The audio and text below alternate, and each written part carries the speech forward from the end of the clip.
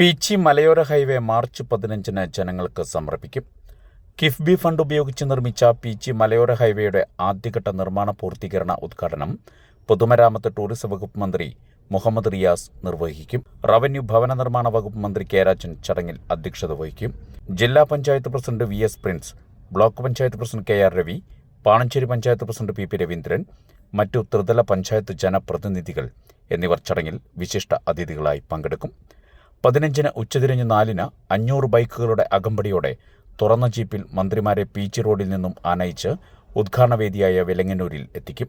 തുടർന്ന് പൊതുസമ്മേളനം ആരംഭിക്കുമെന്ന് സംഘാടക സമിതി അറിയിച്ചു.